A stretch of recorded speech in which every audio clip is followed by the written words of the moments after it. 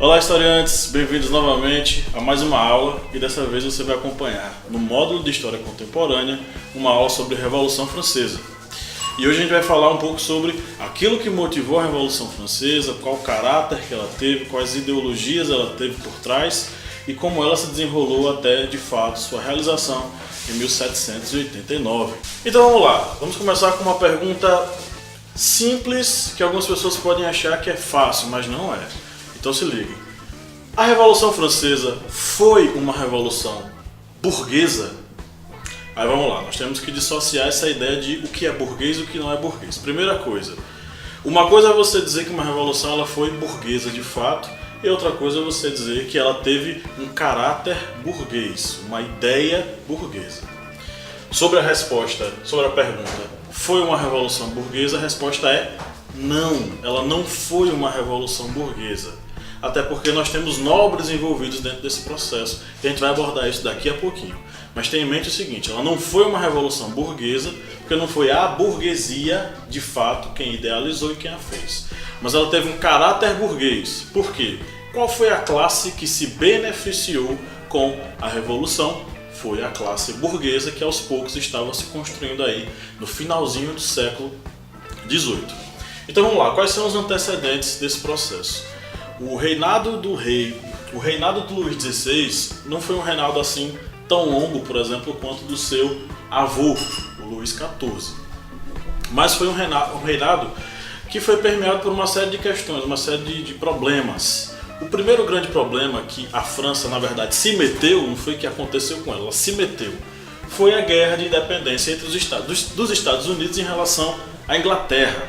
O que é que estava acontecendo? Os Estados Unidos, no final do século XVIII, estava tentando aí seu processo de independência, movido por ideais liberais, aí com alguns de seus líderes como o próprio Thomas Jefferson, o Benjamin Franklin, enfim, caras que estavam envolvidos aí no processo de fomento dos ideais liberais, que eram ideais europeus, mas que já tinham aportado aí nos Estados Unidos, no Novo Mundo. Então vamos lá, os Estados Unidos queriam essa independência, as colônias britânicas buscavam essa independência, a Inglaterra não queria. Qual foi a da França? Ela se intrometeu no processo e financiou as tropas das colônias contra os ingleses, contra a metrópole inglesa. Então vamos lá, esse investimento ele foi pesado e ele aconteceu às custas de muito trabalho das classes menos favorecidas que habitavam na França. Então boa parte da riqueza francesa foi desviada, foi colocada nesse conflito, nessa guerra que não era dela, mas que a França viu que, de acordo com essa guerra, ela poderia enfraquecer a Inglaterra. Só que aconteceu o oposto. A França se prejudicou, a França se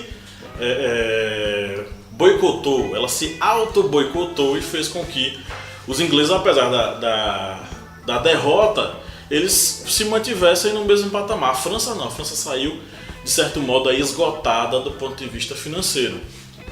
Outra questão que envolve nesse processo é a ascensão dos ideais liberais. O liberalismo ele já é fomentado desde o final do século XVII e início do século XVIII.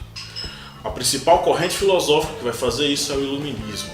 E eles vão fazer com que esse ideal de liberalismo, esse ideal de emancipação do indivíduo diante das coletividades, o ideal de encontro da razão em detrimento da fé que existia, e a ideia de que o indivíduo em si ele deve ter acesso aos privilégios, contanto que ele tenha meios, que ele tenha um certo poder aquisitivo característico a si, que ele seja predestinado através do nascimento, através aí do seu sangue, da sua família, enfim, ele possa ter acesso a isso, inclusive por meio da sua riqueza, que é um conceito novo. Até então, o nobre é quem tem acesso aos privilégios. O liberalismo prevê que um número maior de pessoas abastadas, que tenham grana, que tenham um poder aquisitivo diferenciado, possam ter acesso a esses privilégios. Então vamos lá, dentro do liberalismo a ideia é que o Estado ele se enfraqueça em detrimento dos poderes individuais. Então, o rei que até então exercia um poder absoluto, era ele quem mandava em todas as coisas, mandava e desmandava. Agora, de acordo com o liberalismo, ele precisava ser mediado por alguns outros poderes. A gente vai lembrar aí do ideal, por exemplo, criado por Montesquieu, que é a ideia da divisão dos poderes. poder executivo, legislativo e judiciário. Montesquieu ele escreveu não só 3, ele escreveu 5 poderes. Mas aquilo que a gente pegou da herança dele, dos ideais dele, ficaram nesses 3 poderes principais, que são o poder legislativo, o poder de criar as leis, o poder executivo, aquele que executa de fato essas leis, e o poder judiciário, que está aí julgando a todos, a todo momento. Então esse liberalismo ele entra numa França onde você tem um rei forte, um rei centralizado, um rei absolutista, que manda em tudo. Um rei que é o Luís XVI, que não tem pulso firme, que é um cara meio moleirão, que é um cara meio fraco, um cara meio bobão, e que é cercado por uma nobreza podre, uma nobreza que é alimentada aí por uma série de privilégios pagos às custas das pessoas mais pobres na França, né? E aí você vai ter esse processo em jogo. Então, essa nobreza, que é uma nobreza em tudo ligada ao ideal medieval de nobreza, que vive de privilégios, vive de rendas, às custas dessas pessoas, que cercam um rei que é absolutista, que detém o poder em suas mãos. Esse tipo de ideia de poder, de governo, para o liberalismo era ultrapassado. Então, o liberalismo ele se encapilariza ali pelos ideais de pessoas influentes na França. E aliado a essa questão econômica, essa questão política ela vai chegar num nível extremo, onde boa parte dessas pessoas que têm ideias liberais, em grande parte nobres, preste atenção, não são burgueses que alimentam o ideal liberal na França. Nesse momento são nobres que tomam a frente e que defendem esse ideal liberal de governança. Prestem atenção. Então, esses caras eles começam a ficar descontentes e cada vez mais cobrar que esse governo ele se reformule, ele tome outros ares, ele caminhe para o lado mais moderno, que à época era o ideal liberal. E a questão socioeconômica. Então, vamos lá entrar nessa questão. Nós não podemos dizer que existia uma nobreza e uma burguesia só. Tá? Então vamos começar a desmistificar essa ideia. Existiam vários tipos de nobres. Existiam nobres ligados ao mundo eclesiástico, que eram os clérigos. Existiam nobres ligados à nobreza latifundiária, que era a nobreza que a gente convencionalmente chama de nobreza feudal, que eram aqueles nobres que viviam de rendas da sua posse feudal. E nós tínhamos uma nobreza que era a nobreza urbana. Era uma nobreza que tendia a ser mais estudada, que tendia a ser mais aberta para inovações e que tendia a receber mais essas influências do ideal liberal e fomentava esse ideal liberal. É dentro dessa nobreza citadina, essa nobreza urbana, que a gente vai ter a criação de um negócio chamado Clube dos 30. Que Clube dos 30 era esse? O clube de 30 nobres que tinham ideais liberais avançados, que tinham ideais liberais lá para frente e que pensavam numa reformulação da França como um todo, do poder como um todo. E especificamente o sistema político francês.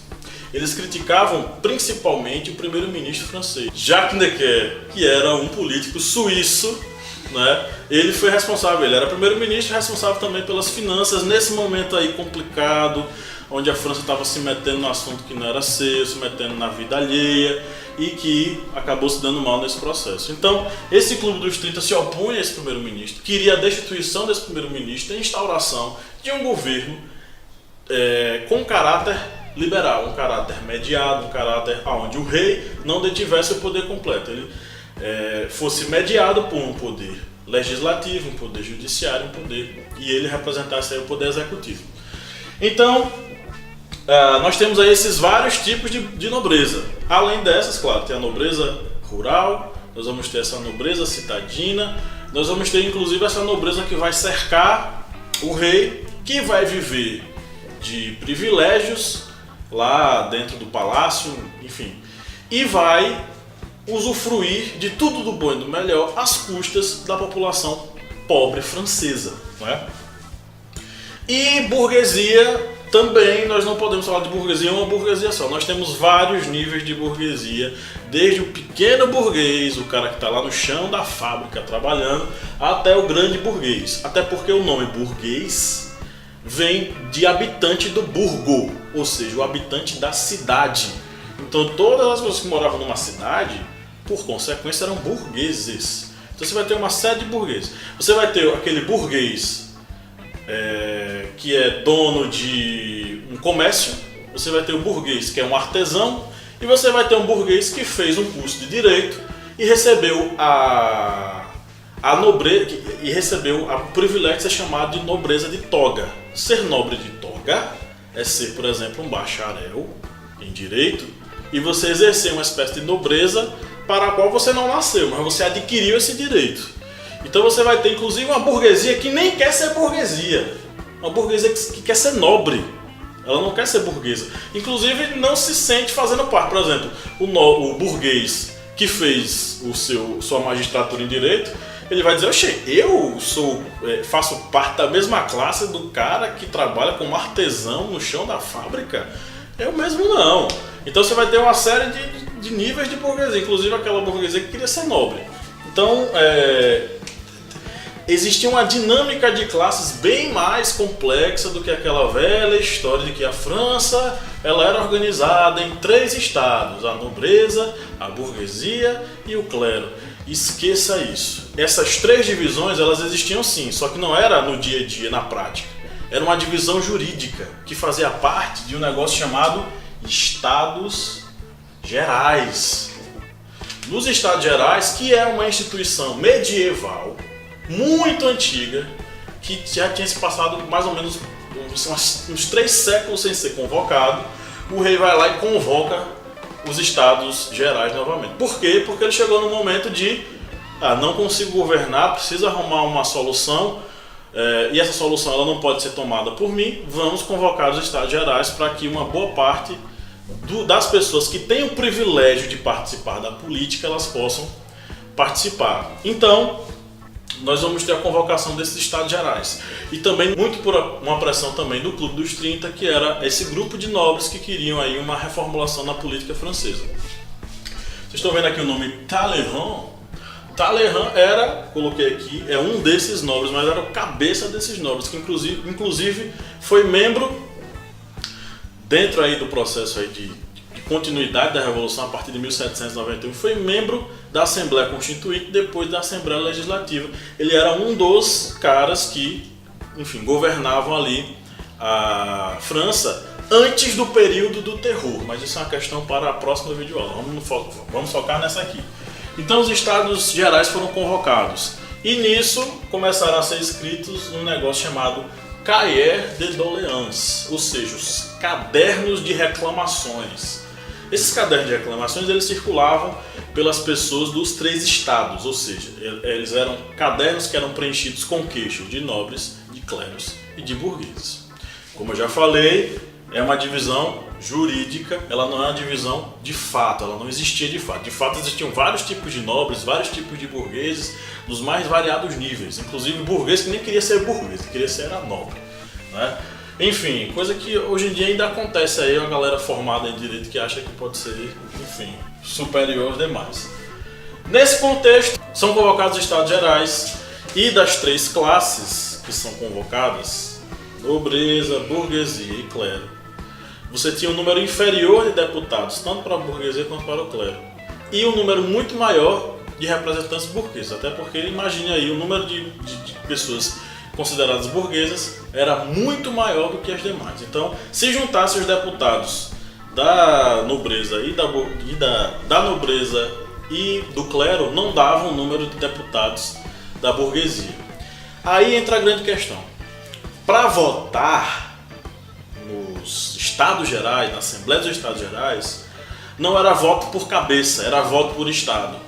Então sempre, por exemplo, que houvesse votação, clero e nobreza se juntavam e ganhariam tranquilamente. Era 2-1, acabou-se a brincadeira. A grande questão foi que nesse mesmo dia houve um racha entre os deputados. E boa parte, por exemplo, de deputados burgueses e também deputados nobres, além do baixo clero, que também estava fazendo parte, queriam que o voto fosse cabeça por cabeça. Dentro dessa questão, o que aconteceu? O rei foi aconselhado a fechar a Assembleia dos Estados Gerais e não deixar ninguém entrar, para que esse tipo de coisa não fosse votada e passasse adiante. Foi o que o rei fez, trancou a Assembleia. O que aconteceu foi que esses caras se destinaram para um outro local, que foi a sala de jogo de Pela. Pela é um jogo, o jogo da Pela é um jogo parecido com o jogo de peteca, né? Que é, as pessoas ficam do lado do tipo tênis, uma rede no meio e você joga a peteca para um lado, peteca para o outro até o outro ganhar. Na sala do jogo de Pela, os membros que estavam lá, grande parte da burguesia, mas também nobres, os deputados nobres que fazem parte do segundo estado, eles também se juntaram com esse pessoal e eles fizeram um juramento que eles ali instituiriam uma Assembleia Constituinte. E dentro dessa Assembleia Constituinte eles iriam instituir uma Guarda Nacional. E essa Guarda Nacional iria atuar como se fosse uma espécie de exército dessa Assembleia Constituinte. Nisso que aconteceu, esse grupo, que foi considerado aí o grupo, essa Guarda Nacional que foi instituída, eles se encaminharam até um local que era um local chamado Bastilha. Você já deve ter ouvido a expressão queda da Bastilha. A queda da Bastilha, que era uma prisão específica aí dos inimigos do rei, os inimigos do rei eram colocados lá, só que estava meio em desuso.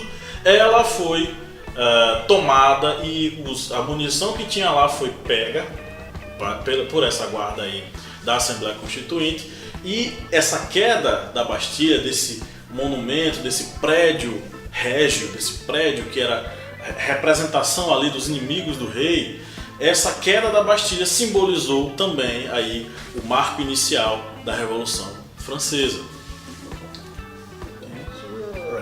Bom, tudo isso, meus amigos, começou e seguiu adiante, partindo aí do ano de 1789. A partir daí, aconteceram uma série de coisas que vai ser tema aí para um próximo vídeo que vamos fazer.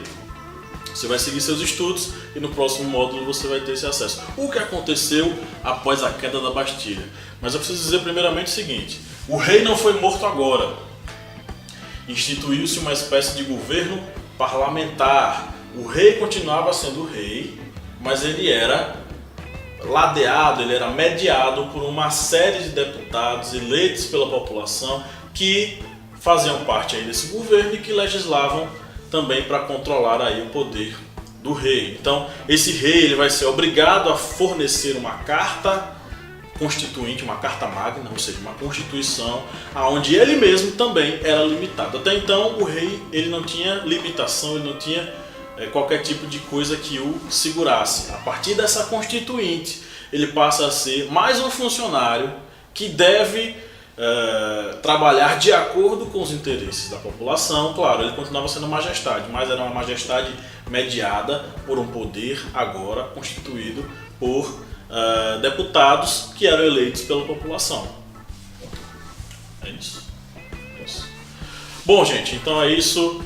Espero que vocês tenham tomado nota aí de uma série de questões. Deixa tudo anotadinho, façam os exercícios aí dessa unidade e se tiver alguma dúvida, dá um feedback pra gente, entra lá na tutoria, deixa a sua pergunta, enfim, participa, tira a dúvida e se prepare para o concurso, para o vestibular que você vai prestar. Valeu, um abraço!